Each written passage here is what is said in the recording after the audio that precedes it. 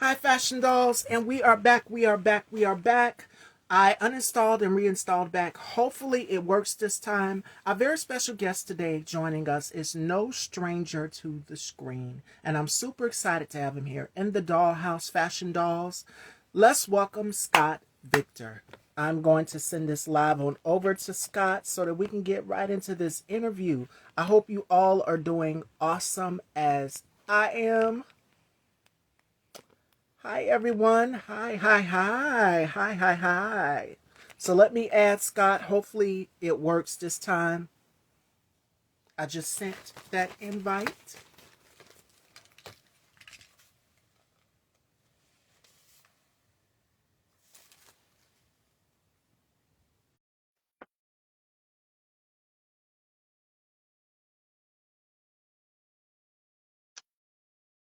What is going on? What? Hey, there we Yeah, are. there we We are. are. Hello, Hi, handsome. how are you?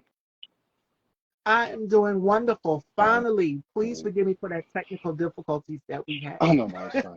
That's fine. So before we get into this interview, how has 2023 been for you so far? The year is halfway out. We are now going into a new year of 2024. Right. How has 2023 been for you so Uh, far?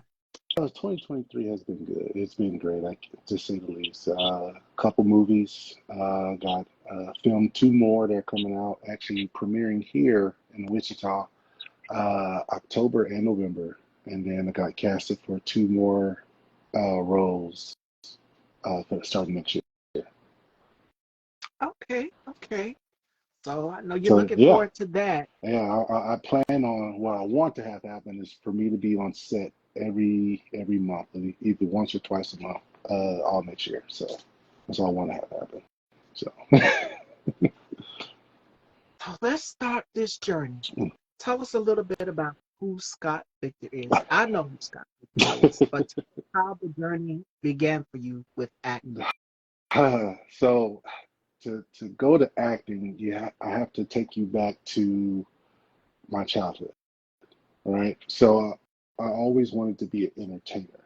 So I grew up watching now WWE, but WWF back then. I always wanted to be in front of a crowd, in front of just people just acting the fool, whatever. So from then on, I saw because I went to a couple live events, and then of course I was involved in the sports. So of course I wanted to just be an entertainer. So no matter how I got there, I just wanted to entertain people and just whatever. Um, I became a spoken word artist, and then I became I did arena football. So I was in the entertainment field, but it was something I was still missing. And then one day I met Devon Bray, and I was in a actually when I moved down in Wichita, I met him. I was in a rap group um, that they wanted me to rap, but I wasn't a rapper. I was a poet. So so I met him doing a video, and then I kept in contact with him for all these years, and then he wanted an extra. So so that's how I started off. I started off as an extra, and I just kept coming around to casting calls. Like, hey, I can do more. I can do more. I can do more. And he finally trusted me. So, so it was the Pearl series, Pearl One and Pearl Two. I was an extra as a bodyguard in there. On Surety, I was a bodyguard, and all of a sudden, uh, PPP Long Gone, Co- And joint custody. joint custody, and then just taking off. It just took off from Just took there. off from there. Now, Yeah. I'm gonna go back for a Mhm. moment because you said spoken Yes. word, and when I think of spoken word, I think of artists like Jill Scott. I think of Erica Badu. Because they started off in the clubs doing poetry, Hmm. and then it transferred into a big music career. So for you, at Hmm. what age did you discover, okay, spoken word is my passion, and this is something that I want to continue to go forth with? So poetry has been a part of my childhood. I think it started at around 12, 13. When I when they remember the cassettes and CDs that had the lyrics in them, and Oh yeah. yeah, so it started off there. Um, and I met this one girl back when I was 12, 13, and I didn't know how to speak to her. So I gave her lyrics to a song. I think it was like a Boys Men song or something like that. But but I gave her those, and then she kind of like, oh, this is cool. I like this song. But I was like, well, this is how I feel. You know, this is how I feel. So I started to look at the lyrics, and then I started to write my own according to the lyrics. And then all of a sudden, after months and months of that, I decided just to go on my own. And I started writing my own poems. My poems back then were just terrible. But but that's how I started off. I started off because of a love interest. And then I didn't start performing until I actually moved down to Wichita. Um, it was my father had passed in 2011. Um, Oh no, it's fine. It's 2011. It's been what 12 years now. So my father passed, and I wrote something for him, and I couldn't express it. So that's what kicked me off expressing myself. Um, yeah, 2012, 2011, 2012. So that was my first time actually. My first poem out loud was actually the poem I wrote for my father after he died. so did with the passing of your father, because I know losing a family member or a sibling, I lost a sister back in August of 2018. So that Oh, was difficult for me, the yeah. most painful thing ever. And it still is. When June 29th rolls around, that's her Hmm. birthday. It's difficult for me and my family. It's like, okay, do we celebrate her and how? Right. How do I go? So with your father passing in 2011, Hmm.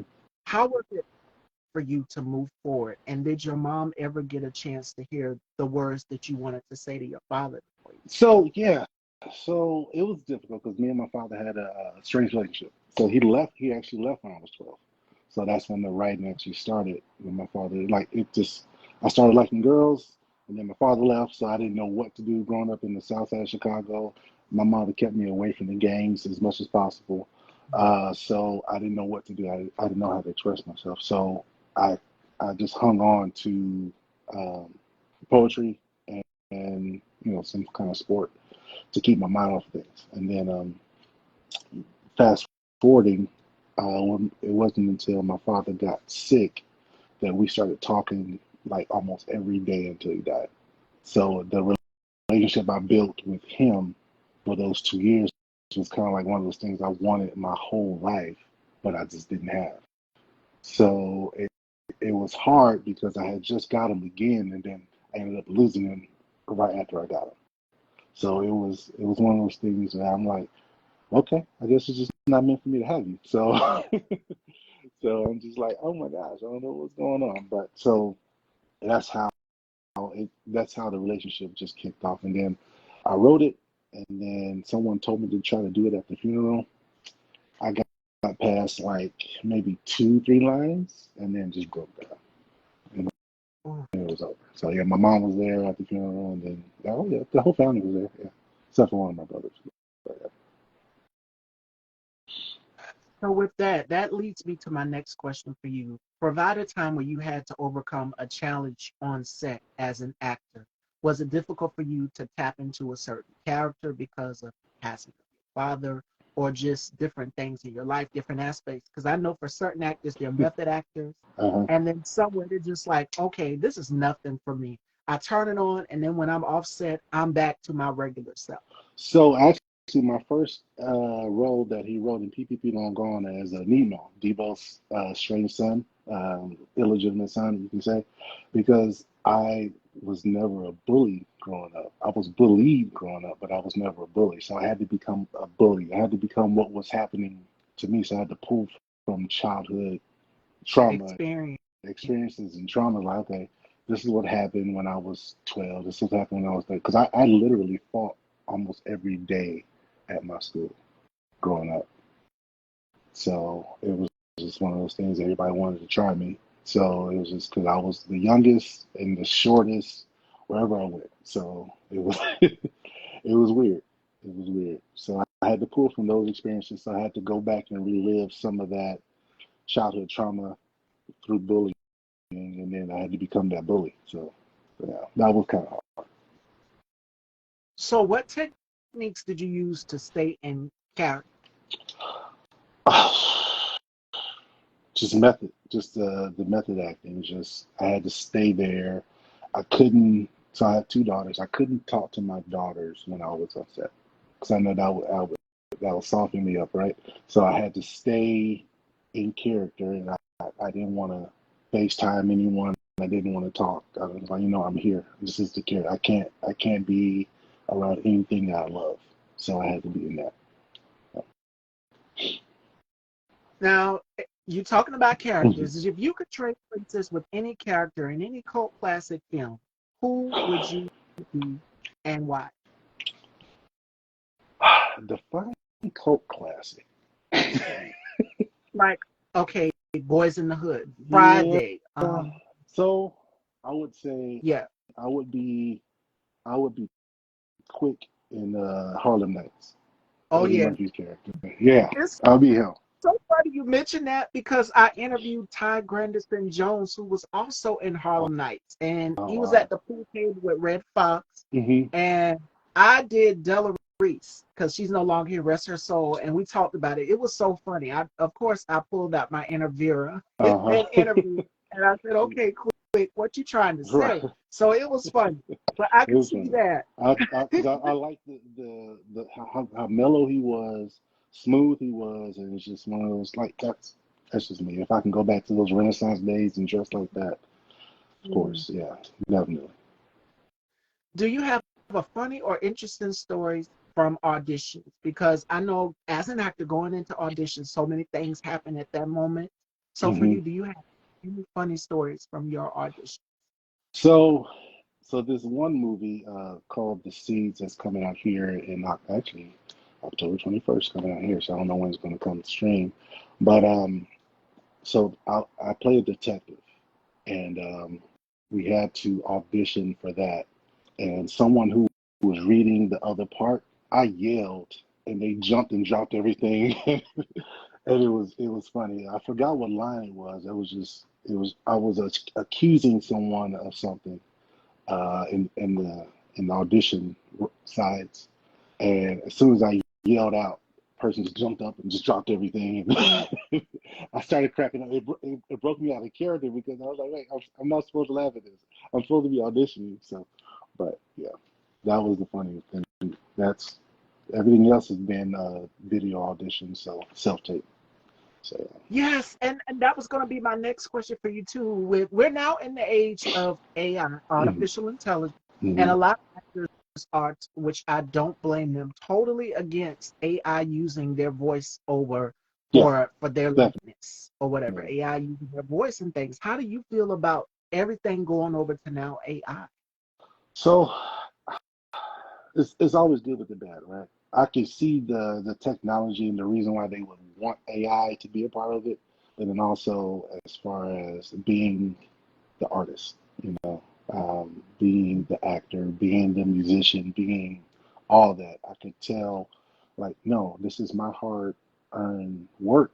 I put, blood, sweat, literally some blood, sweat, and tears into this, and you're just not going to just take it from me. So yeah, I can see that. It's like you hate it and you love it at the same time. It's kind of like you have to take the black licorice with a bunch of the reds and the lemons, the greens, the apples. So I mean, for technology for what it is, always has starts off well with the inventor of it. It's just those who take it to corrupt it that make it hard for anyone to actually make a living. Because now, if you sign this waiver or you sign this NDA, now everything okay, now everything you want is gone. Every time I need your voice is gone. And I can understand if they were getting you paid for it, getting the cut or something, but now it's you just use it anytime you want to use it, you know?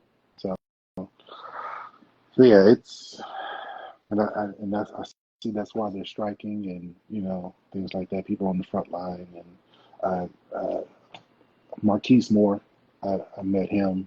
He's been in ATL and he's been on The Walking Dead and some BMF. So he's on the front line picketing as well. So And some of the actors from P Valley, it was what's her name, Brandy. She was out Hmm. there, and so many It's a people lot. interviewed. Big Stephen Little Les, yeah. also out there with them on the front lines for Hmm. well. So a lot of faces.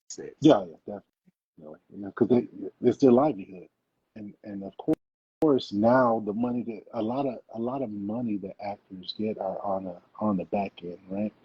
So, or they get paid the lump sum up front, whether it's 5,000 or 15,000, and then that's it.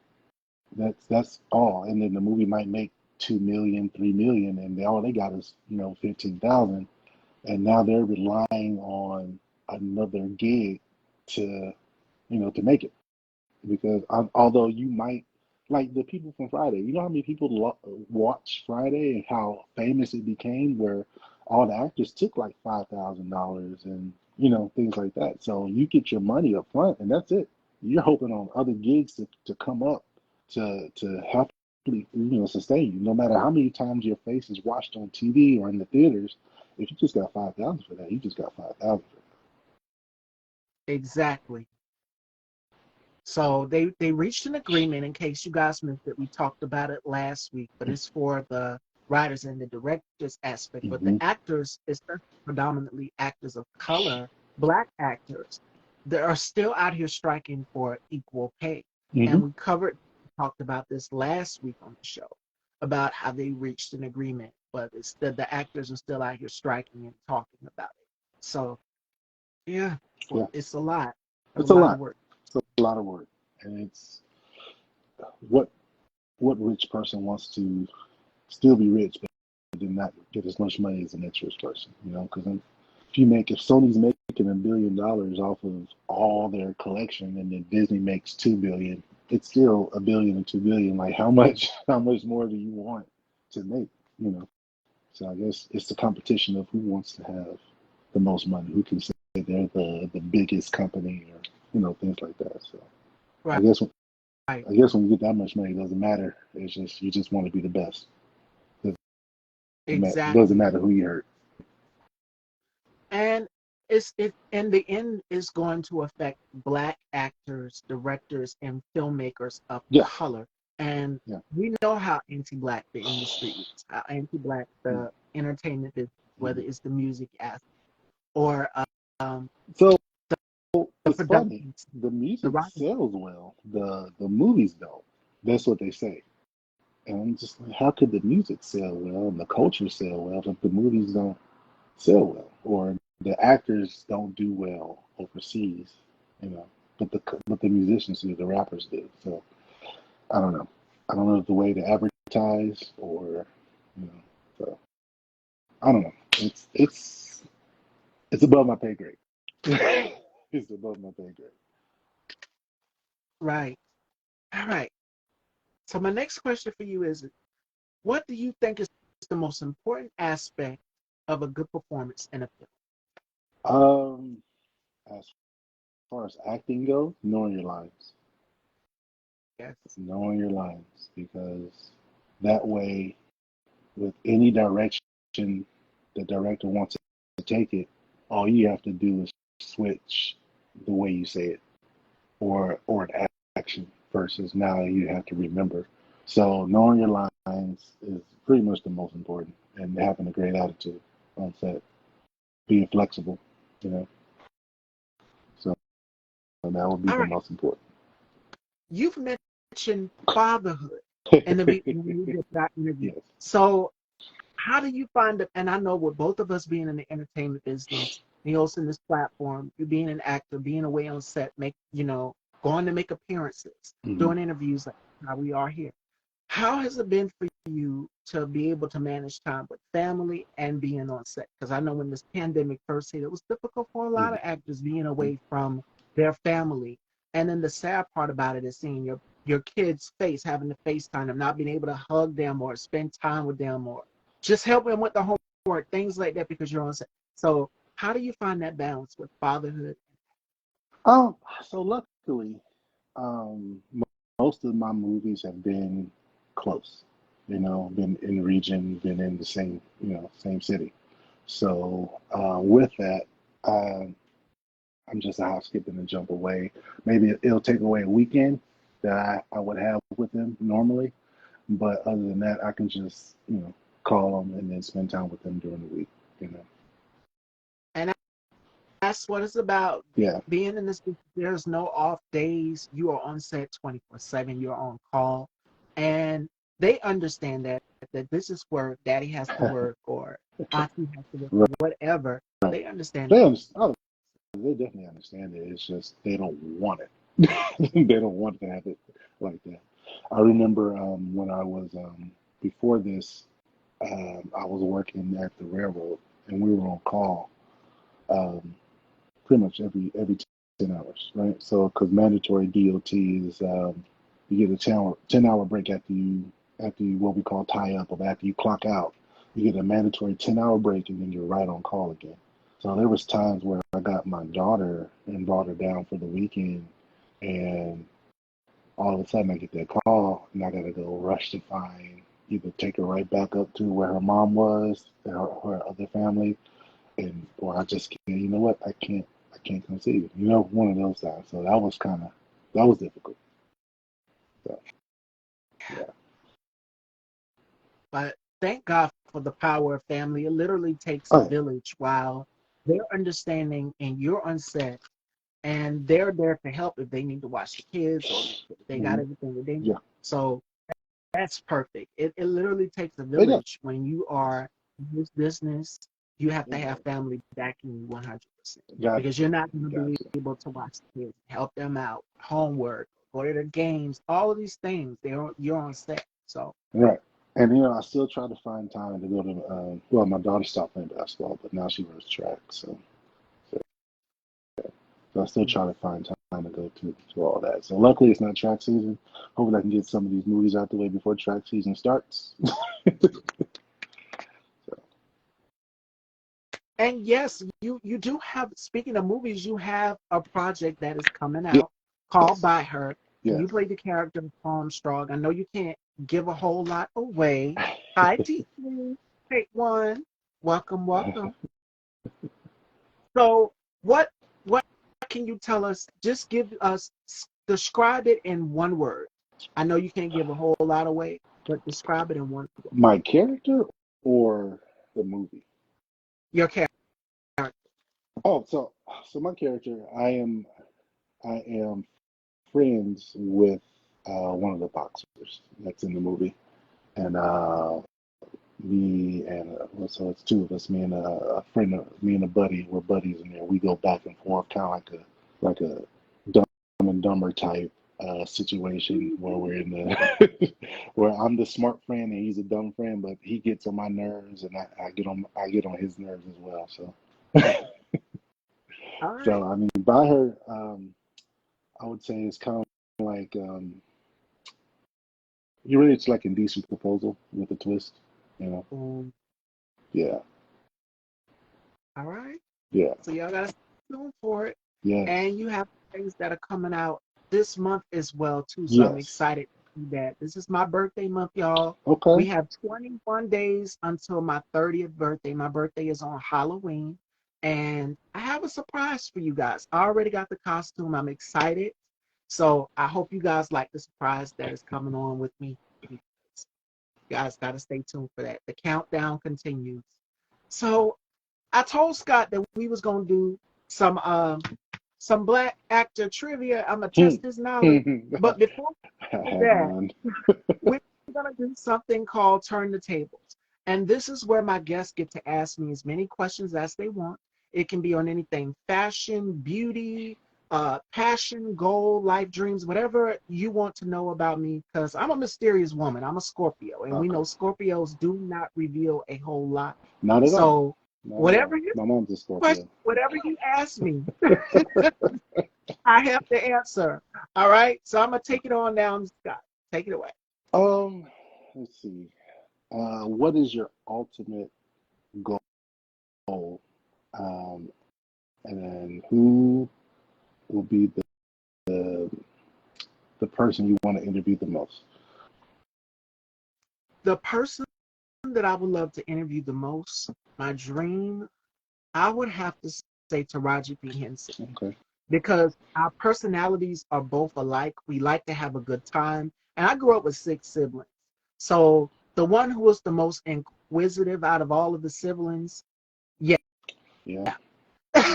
Okay. And my mom was like, oh my God, what are we going to do with her? But I'm bubbly. She has a bubbly personality. So it would be perfect. So that would be my dream interview. Okay. What are some of the challenges you face? I guess getting people on your show. Well, oftentimes some of the challenges that I've faced is being gaslit. People see how many, and so far this will be interview 512, Yeah. 514, Hmm. and people will sometimes take a look at my credentials. They'll go and do that, and they'll gaslight me and say, "Well, you're not suitable for this interview." And it will be big name people just to welcome to come on the platform. I'm like, "Hey, give me a shot." I've Right. had doors closed in my face. I've been told no. But the key thing is, I don't let those no's stop me. Some of the challenges that I face is being black, being a woman, Hmm. being told no, Hmm. you can't do this. You're not qualified to interview this person. And then you would see them on Tamron Hall. You see them on another platform. I'm just like, I just tried to reach out to this person. And I feel salty. I feel some type of way about it. Uh, But I'm just like, hey, when it's time, it's time. And it's on God's time. You can't rush. okay. What's one of your favorite memories from childhood? One of my favorite memories from childhood. Oh, I don't know if I should be sharing this story with y'all. Y'all gonna look at me crazy. Your fans don't Okay, know? so you guys remember when we had the circus back in the day, Ringley Yeah, Brothers Circus. Barnum and So Bailey. we Yeah. sat all the way up there in the nosebleeds. And yeah, I was a little bit bad. I was a little bit of a rebel when I was a child. So my mom was holding my hand. This because I was born in 93. It was around Hmm. 93, 92. And they had the cup of drinks, and I would take my fingers and stick them in all. You know how children be so bad and curious. Uh-huh. And then when we saw the animals, because we were sitting way up in the nosebleeds, I was like, shut the door, shut the door. Oh my God, shut the door. And my daddy and my mama was sitting there laughing the whole time. I was scared of everything in that circus. When I tell y'all, but now I'm just like, I became so brave. It just doesn't bother me Hmm. being around animals. I love it. So I mean, that was my story. Yeah. Yeah, Okay. and I still have the big circus book here somewhere in my room. Wow. So that's Oh, one memory. Yeah. wow. Okay. Well, that's all I got. That's really all I got. All right, that's Uh, all. And that is Taraji P would be an amazing Taraji P. person on the show. Yes, I want to work with her her one day. personality. Yeah, I Mm, want to work with her one day. she's so down to Yeah. earth. And watching her outside of the character, you guys have to watch behind the scenes. When you watch the behind the scenes stuff, like someone that worked with her said she came on the set with in bedroom shoes after shooting because she'll be in heels or whatever. Mhm. And sometimes you just ready to get comfortable before you get back in character. And she came in and she was just like, "What y'all over here doing?" Shooting the breeze. She's always fun to be around. Watching Mm-hmm. her behind the scenes outside of the character is hilarious. Hmm. She's funny. So. Okay. All right, fashion dolls.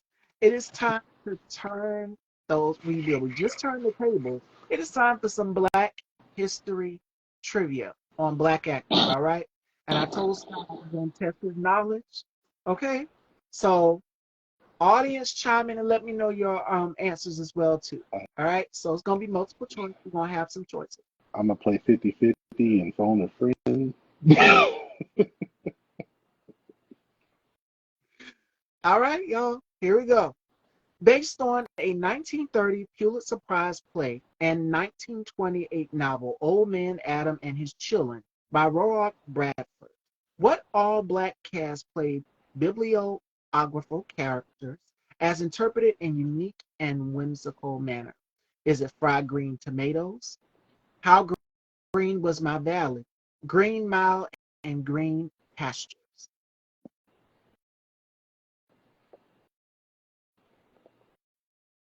It's an all black cast. Mm-hmm.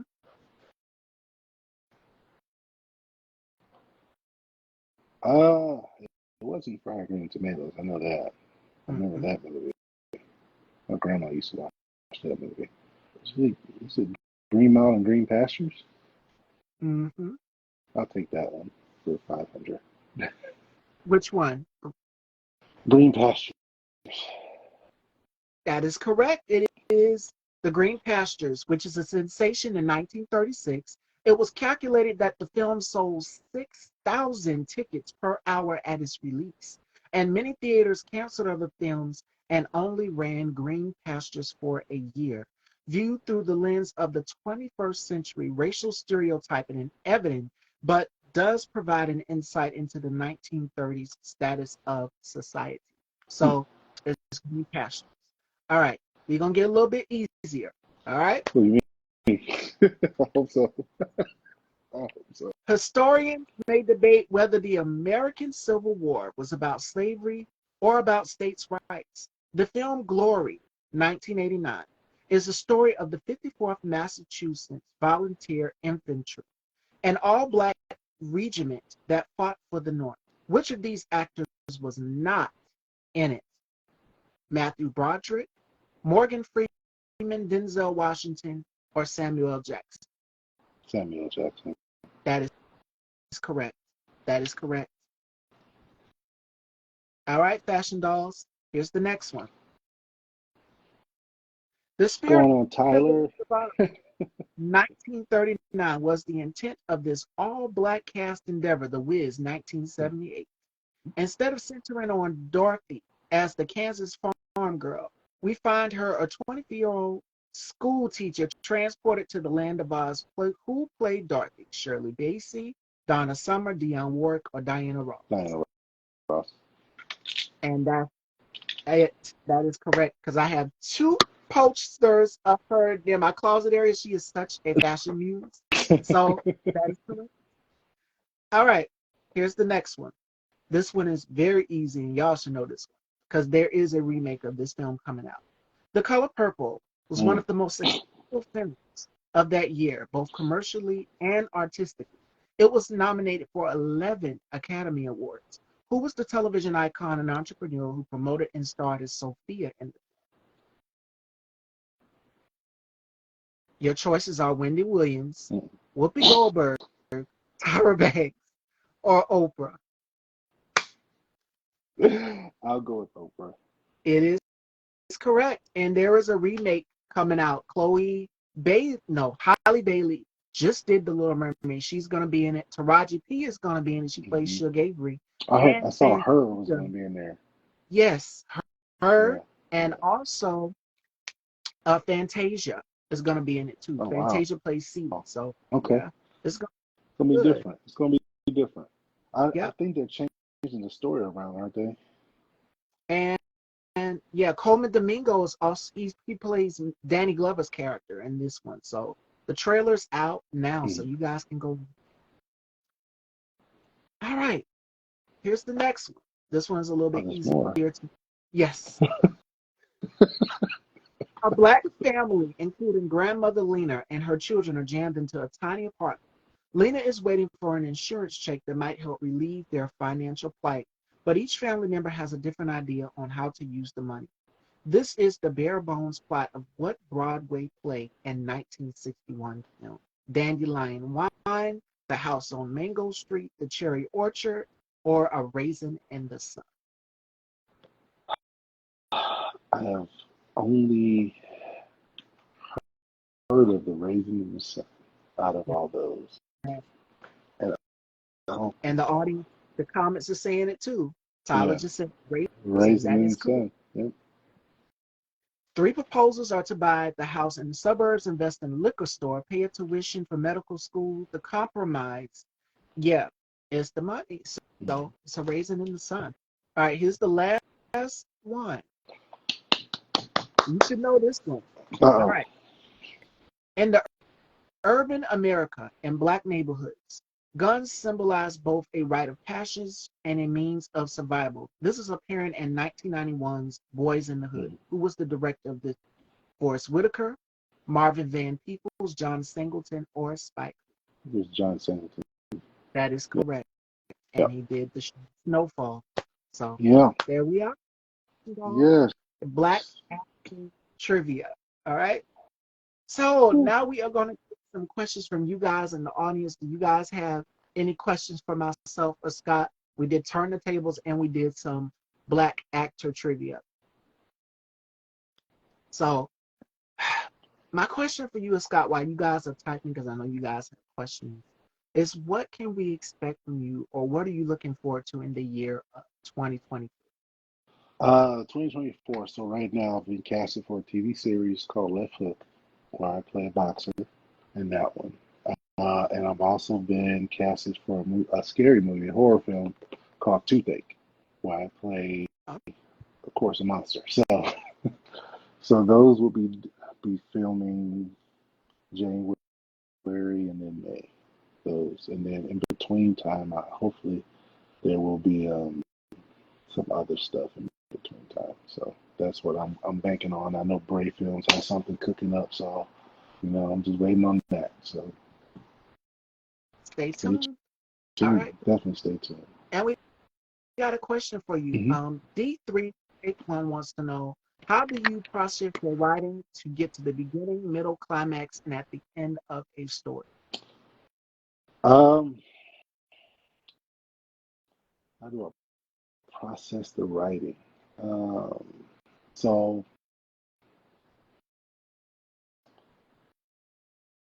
I take it as like in math, I got the answer first, and then I went back and did the formula.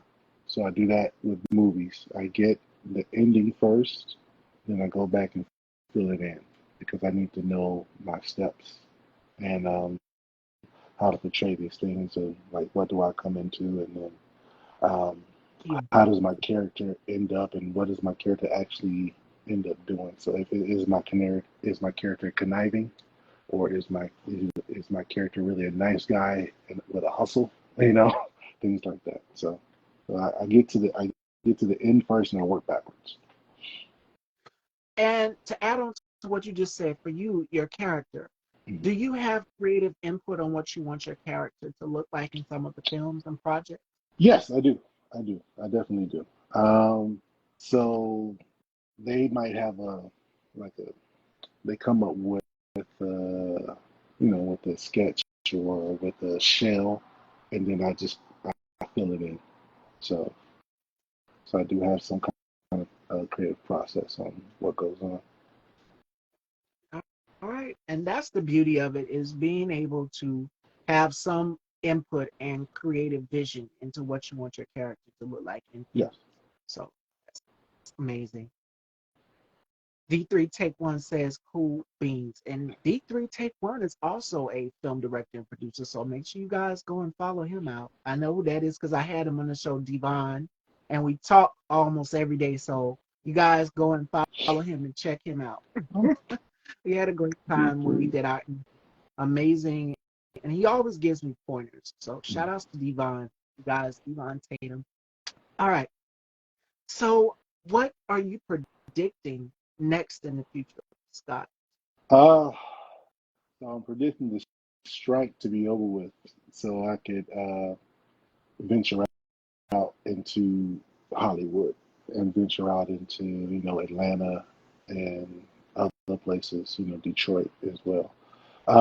So that's my prediction is because I with there's two movies the TV series and then the movie I told you about, they're going to be close to Orlando, Florida. So Yeah. I'll be venturing out there. Everything else has been more local around Kansas, and so I'm trying to spread my wings more. I lived in multiple places because I like outside of Chicago, I joined the military and then I was stationed overseas and I lived in Florida already. I lived in California. I have family in Phoenix. So outside of that, I can travel. I'm pretty much can travel anywhere they need me to. So I got a passport. If I need to go overseas, anywhere. So And we got another question for you. Yvonne wants to know, what advice would you give to a filmmaker that just started? um, I would say trust your people.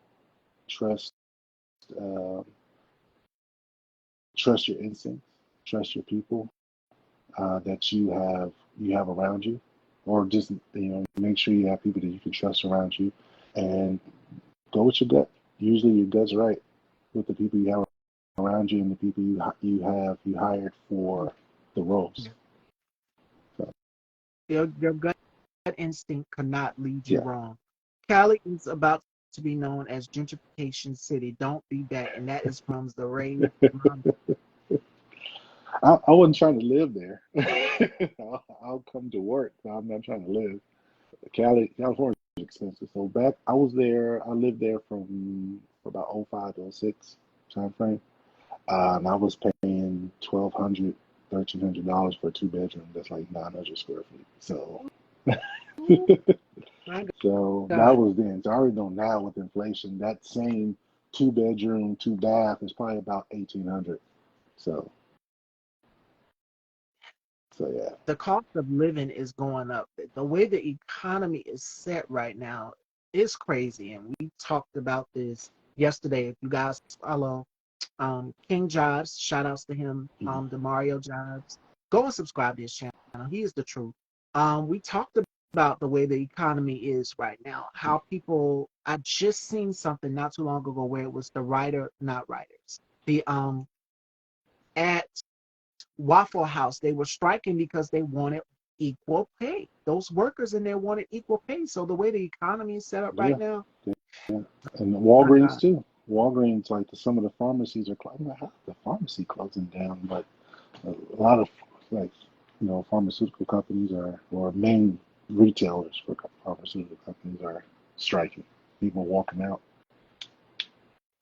So Let me see. We got some more questions and comments. You guys are engaging. Zaray's mommy said it's 4,000. Girl, that's enough for me to get a Hermes see, bag. My God. see, I'm gonna stay where I am to live, and then I'll just travel everywhere else.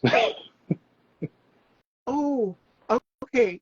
And Devon says, as a filmmaker, what is a rule that you would give an actor on set? Okay, so I'm not a filmmaker. I'm an actor. But um, a rule that I have been given, um, just the set etiquette, just first of all, be nice, speak to everyone, learn, read the room. You're not there to socialize. You're there to work. If socialization comes from while you're working, that's fine. But then, as soon as it's as soon as you're quiet on the set, that's it. Pay attention to the director. The filmmaker is pretty much he's the one that can he or she they're the ones that can either say you're on the film or you're off the film. So listen. Um, I just saw that Kaiser and Santa Clarita buses are on strike now. See. Yeah, Santa Clarita. That's where I used to live. I used to live in Santa Clarita. So I went to college at the Canyons. So, so it Mm. was rough.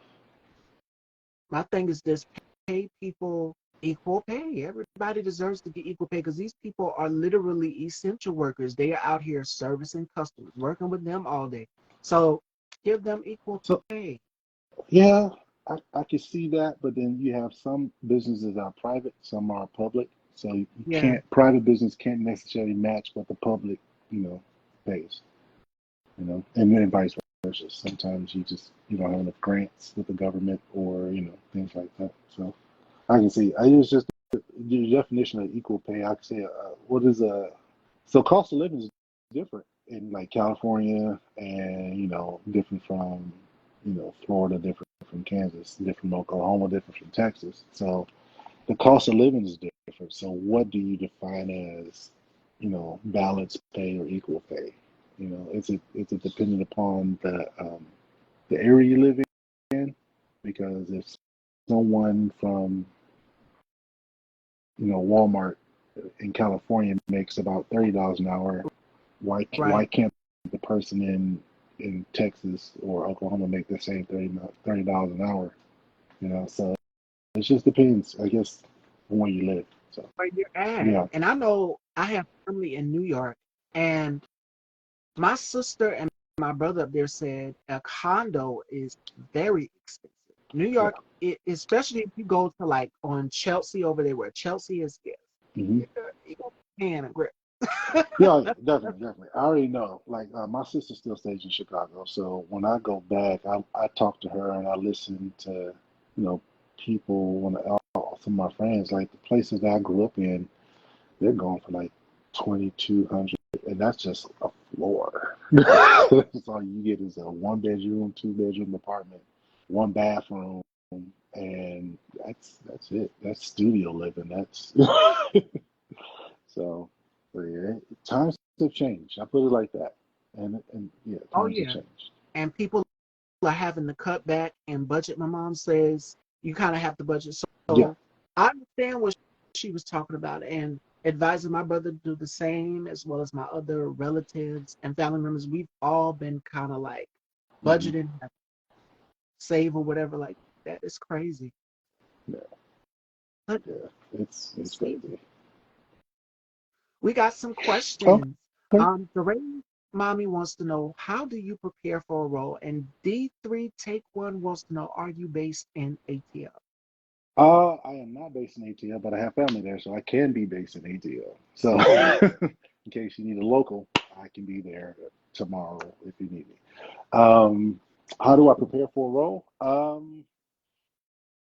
I study. I study the type of character it is. I study to see if anyone's done it and what type of direction the director wants me to take it in, and I study those type of roles. So like for the joint custody role, I pulled on life experiences, but also it was based on someone else as well. So I sat and talked to that person, and just to see how they went through their information and like see if we matched, if your baby mama drama was like my baby mama drama, and we how did you react to this, and how did I react, and see if I can mesh them to make it look like it's all me. So even with the roles now, with the boxing role I have coming out with the TV series, I'm boxing right now, so I've taken that on. Um, and I've taken on. I'm watching more and more scary films, horror films for the other role that I have coming out for the movie next year. Do I want to be? And I'm asking and meanwhile, I'm staying in the director's ear, asking like, do you want me to be more demented? Do you want me to be intellectual? Do you want me just to be all scary? Do you want me to have a certain walk? Do you want things like that? Just trying to get to the character. So I study. And that is important. Yes. And also bringing your personality to the character to bring the character. Yes, how to fuse the two together, because you don't want to be just like somebody did. You don't want to take someone else's work and then just make it yours. You want to bring you to the set as well. Do we have any questions, fashion dolls, for myself or Scott? While you guys are typing, you guys know that I always give you an encouraging word of the day. And today's word of the day comes from Nikki Giovanni. A lot of people resist transition and therefore never allow themselves to enjoy who they are. Embrace the change no matter what it is. Once you do, you can learn about the new world you are in. Take advantage of it. And that comes from Nikki Giovanni. So we are going through different times as wait a minute, I got a question. What three advice would you give someone who wants to start their own talk show? What advice would I give someone who wants to start their own talk show? Well, bring your personality. So you won't be like the next person and the next person and the next person and the next person.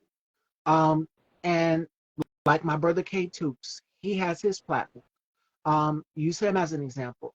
Jay Evans is another one. Love him. Bubs the God, who is joining me next week on the show, he has his personality. So when it comes to creating content, I try to do things that are different. One thing people know me for is mainly fashion and bringing your personality to life. That is key. So that's number one. Number two, it is all about being able to interact with people. See how I take time and I respond to my guests, get my guests' questions, and we're having the dialogue. Um, that's important, being able to interact with your audience because you can't have a funky attitude and be in this business. And I've learned that years ago when I first started, because when I first started, that was right after high school. I'm about to be 30. So when you are in your teen years, because I started out very, very young, I started Style by Stevie right after high school, y'all. And not knowing what I was doing, not having experience, not having training. Uh, I would say be nice to people, treat people the way you want to be treated, and more importantly, be able to interact with people and make them happy. That's what it is about. Number three, I would say, of course, bring your image. What is your image? What is your gimmick? What is your gimmick going to be? Mine's is I collaborate and I all together I combine fashion, I combine beauty, I combine all of the things that I know people love. I do something that is revolutionary that other talk show hosts would not do. Sherry is stylish, Tamron Hall is stylish, but what sets Style by Stevie aside from all of these women that I just named? Her personality, her charm. She's captivating. She's alluring. She leaves people wondering. Whereas Sherry and Tamron, they put it out there in the open. Me, I'm slowly but surely revealing that to the world. So that's what makes me aside from other talk show hosts different. And that's what should be for a person who is looking to go into the business of starting your own is your image, your gimmick. Never forget that. So those are three things that I would give to people who are looking to start their own platform or become a talk show host. So remember, and that's how you have longevity. Because a lot of people, we talked about it not too long ago, is about being able to stand the test of time and be Mhm. able to survive in this business. Because it's just like one day you're a hit, one day that's it. And even when it comes to actors or music, find something that will make you have lasting power. And for me, the something that makes me have lasting power is fashion because I'm so skilled and revolutionary with it. I'm always evolving and changing up my look. And that's the shock factor right there. I don't stay the same. I'm a chameleon. So I have many layers to me. You know what I'm saying? And that's what I feel draws people in. It's like, okay, what's she going to be doing today? One episode, I shocked people because I had green hair. Nobody would have expected me years to have green hair. When I first started, it was that damn blonde mohawk. Will I bring it back? No, I won't bring it back. But thanks to my hairstylist and my friend Ronnie for hooking me up with that. But I said, yeah, it's time for me to change my look up and approach a little bit. Whereas before, when I first started, I was a little bit cocky and arrogant. But I'm just like, okay, girl, you need to check yourself because it and humble yourself in the process because just as fast as you gained your success, you can lose it in an instant. So I humbled myself and I had to remodel, reimage, rebrand. And there's nothing wrong with changing, or starting over. Believe me, I've had to start over plenty of times. So that's another piece of advice that I would give to people too is don't be afraid to start over. Trust me, the journey can be difficult for all of us. But the key thing is to keep going. Don't be afraid to begin again. There's nothing wrong with it.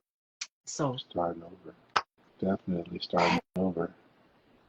beginning again for me, I would say starting over is like a rebirthing process. You're Yeah. born again. Yeah. And I said, okay, for this season, I want to start over different. I want to do something different with the audience. I want to do something different with my guests. So I always brainstorming and writing things down and taking notes. And I like to do vision boards. That's Hmm. one thing some people don't know about me is that I do vision boards. I manifest and I put whatever it is into the future on that vision board. And almost everything that I put on my vision board has come into fruition. So I'm truly thankful for that. The power of prayer, God, and manifestation and affirmations every morning. It's happening. So it's not going to be easy, but yeah, keep going. Yeah. All right, fashion dolls. So do we have any questions for myself or Scott? And Scott, what are some gems that you would give to people that are looking to become an actor or just get their foot in the business? I would say don't be afraid to fail slash learn, um, because it's only a failure when you don't learn from it. Get all the information that you can, um, about why it happened and why it didn't happen. So that way you can better yourself. Like you said, don't be afraid to start over, reinvent yourself, because that's what you have to do at every audition. Because you're not going out for the same person every time you audition, so you have to reinvent yourself every time. Um, like you said, don't be afraid. Take that leap, take that jump, uh, travel to wherever you need to travel to. Don't be afraid to get on a flight. Don't be afraid to don't be afraid to spend money, because I mean it's so many auditions that an actor can go to if they're not afraid to spend money. I mean hotels aren't cheap, but they aren't really that expensive. Are you? Because you're not really trying to go for the luxury. You're not going on vacation. You're going to work. So don't be afraid to spend the money. Yeah. Absolutely. Kim Vocals Studio says, "What up, big dog? Great interview." Thank you. What's up, Kim? She is a wonderful, amazing singer here in Wichita. She has a voice of gold. And I'm glad you guys enjoyed the interview. Scott was kind of nervous about the black actor Yeah. trivia. I said, make sure you come with your knowledge. And it kind of throws people off because it's just like they kind of have to think back to that period, different eras of black films. Yeah. All right, fashion dolls. I think that is it. If we don't have any questions. So, Scott, let everyone know where they can follow you and where they can check the projects out, because you have some coming out that are going to be coming out this month in October. Yes. So everything right now is going to be Scott Victor. Even on Instagram, it's official underscore Scott Victor. On Facebook, it's Scott Victor. Um, let's see, on Tubi and Amazon would be Unsurety, PPP, Long Gone, and Joint Custody. Later on this month, The Seeds drops. That's October 21st here in Wichita. Then we don't know when it's going to go digital. In November, By Her comes out. Um, then we don't know when it's going to go to digital. But it's going to probably by the end of the year, everything will be digital and be on Tubi and Amazon. So, and then I don't, we haven't started filming on the next projects yet, so I don't know when they're going to come out, but they're going to come out next year. Like I said, the whole 2024, I want to be on set filming every month of the year somewhere, whether it's Kansas, Florida, California, Chicago, Detroit, somewhere, Texas, Oklahoma. Make sure you guys stay tuned and follow Scott, because you never know what he's going to be working on. I've seen some of the clips and trailers of the projects that he has coming out, and yeah, you want to These stay movies, tuned because yeah, we going, yeah, 2024 will be here, so you got 2024. to follow. Get to know us now, because everybody here, all everybody here is going to go somewhere. If they put their minds to it and put their energy into what they want to do, get to know us how we starting off now. Because like I said, today's price is not going to be tomorrow's price. That part. Yeah. Thank you, buddy, Thank you. bro. A good interview with good knowledge and informational research. Yeah, always. I always try to provide y'all with different insight on things. So something you're gonna get here on this platform. I'm glad y'all enjoyed it. So, all right, fashion dolls. That concludes our interview with Scott. Scott, let everyone know where they can follow you at. Scott Victor on Instagram, well, official underscore Scott Victor, and then Scott Victor on Facebook. So I have a TikTok, but I'm really not a TikTok person. I'm not either. I have a girlfriend that's trying to that she's like, girl, you should get on TikTok. That's trying to get me into it. I'm just like, no, that's them young kids. I'm about to be 30. I can't. Yeah, this has been fun. Thank you for having me on here. You are so welcome, and I would love to have you back again in the future. We got to catch up. Definitely, definitely, definitely. Especially after these movies drop. Oh yeah, Yeah, this month and then next month. yes, So Thanksgiving, and then before you know it, the Christmas yeah. holidays, and then the New Year 2024. So we're gonna set that up. Going by fast. This year has went by so fast. It's just like, wow. We're here in October now, November, December, That's before it. you know it, 2020. That's it. Well, All thank right. you. Thank you again. Thank you again. You are so welcome, ladies and gentlemen. Scott Victor, and this interview will be uploaded to my YouTube channel, Style by Stevie Daytime. Subscribe and hit that bell so you'll be notified when new interviews are uploaded. Now, tomorrow is our new episode 6 of Tete a Tete with my co-host Manny Killer. So make sure you guys tune in tomorrow at 3 p.m. I love you all, and you guys be safe. And this replay will be up, so you can check it out. Take care, everyone.